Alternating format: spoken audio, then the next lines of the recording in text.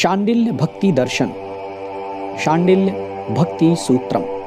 शांडिल्य भक्ति दर्शन का पहला सूत्र है अथातो भक्ति जिज्ञासा। ओम अर्थात आ उ मा, अकार उकार मकार, ब्रह्मा विष्णु महेश के रूप में ओम जो सृष्टि सृजन का मूल है, उसके नाम से या उसका नाम लेकर भक्ति मार्ग का वर्णन प्रारंभ करते हैं, जो भक्ति में प्रवेश के लिए प्रेरित करेगा। मुक्ति के लिए भक्ति मार्ग में पापी पुण्यात्मा, ज्ञानी अज्ञानी, ऊंच नीच सबका एक समान अधिकार है। सब मोक्ष पाने के अधिकारी हैं। भक्ति का तत्व जानने की जिज्ञासा हो या हम सब भक्ति के तत्व को जानने की जिज्ञासा करें, मनुष्य के अंदर परमात्मा की एक अपूर्व कृति है जिसका नाम है प्रीति।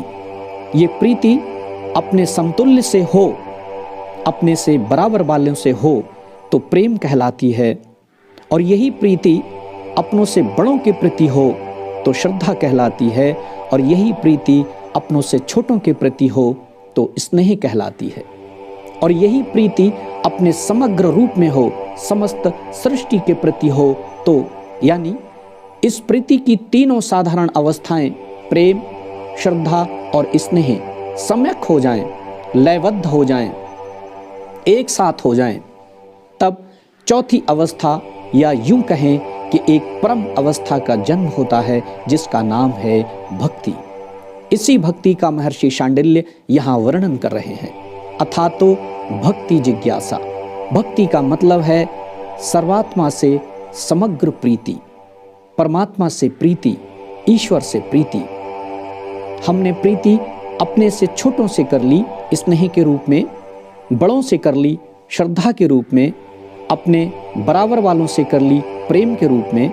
अब परमेश्वर से करें, ईश्वर से करें भक्ति के रूप में। अथातो भक्ति जिज्ञासा। अब हम भक्ति की जिज्ञासा करें। सा परानुरक्ति ईश्वरे, ये शांडिल्य भक्ति दर्शन का दूसरा सूत्र है जिसमें महर्षि शांडिल्य समझाने का प्रयास कर रहे हैं। सा परानुरक्ति ईश्वरे, सा वो भक्ति ईश्वर में परम अनुराग का नाम है, यानी ईश्वर के प्रति संपूर्ण अनुराग का नाम भक्ति है। यदि चित्त की वृत्तियां सांसारिक सकल विषयों से या दृश्यमान जगत के प्रपंचों से हटकर निष्काम भाव से परिपूर्ण होकर संपूर्ण अनुराग के प्रबल वेग से भगवान में रम जाएं, यानी ईश्वर के प्रति एकाग्र हो जाएं, तब उस परम भाव का ही नाम भक्ति है। सांसारिक सुख भोगों की लिप्सा से भगवान का भजन करना भक्ति नहीं है। भक्ति तो सांसारिक विषय भोगों से परे है, जो परानुरक्ति है, जो ईश्वर के प्रति परम अनुराग रखते हैं, वही सच्चे भक्त हैं। संसार से परे अभिव्यक्तियों में जो छिपा है, दृश्यमान जगत में जो अदृश्य है, उसको जानने की जिज्ञासा जब हम अपनी तरफ झांकते हैं तो हमें शरीर दिखाई पड़ता है, और एक शरीर ही है, यानी मैं, जो शरीर में दिखाई नहीं पड़ता, जो हम सब के भीतर छोटा सा अदृश्य छिपा है। ऐसा ही इस दृश्यमान जगत के भीतर भी एक अदृश्य छिपा है जो दिखाई नहीं देता। दृश्यमान तो दिखाई दे रहा है पर अदृश्य से पहचान नहीं हो रही है। उसी अदृश्य की प्रीति में संपूर्ण अनुराग के साथ पड़ जाने का नाम भक्ति है। हम सब इस नश्वर संसार में मृत्यु की तरफ बढ़ रहे हैं। देर सवेर ये शरीर छूट ही जाएगा, इस शरीर की राख बन ही जाएगी। शरीर छूटने से पहले उस अमृत तत्व की पहचान कर लें जो अदृश्य है।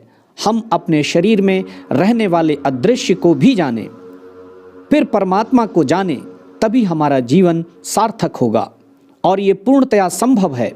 सा परानुरक्ति ईश्वरे, ईश्वर में पूर्ण समर्पण के साथ प्रीति करने से, परम अनुरागमयी भक्ति करने से। चंद्र शीतलता तजे सीमा समुद्र छोड़ दे, चंद्र शीतलता तजे सीमा समुद्र छोड़ दे, हंस कंकड़ को चुने मछली सरोवर छोड़ दे, हंस कंकड़ को चुने मछली सरोवर छोड़ दे, प्रकृति भी बदले नियम और न्याय ईश्वर तोड़ दे, प्रकृति भी बदले नियम और न्याय ईश्वर तोड़ दे, पर ये हो नहीं सकता, पर ये हो नहीं सकता कि भक्त भगवान से प्रेम करना छोड़ दे, पर ये हो नहीं सकता कि भक्त भगवान से प्रेम करना छोड़ दे।